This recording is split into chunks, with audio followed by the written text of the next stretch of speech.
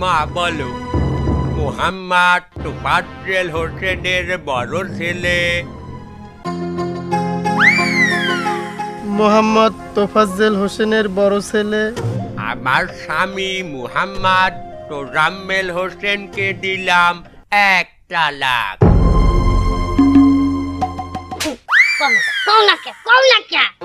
আমার স্বামী মোহাম্মদ তোজাম্মেল হোসেনকে দিলাম।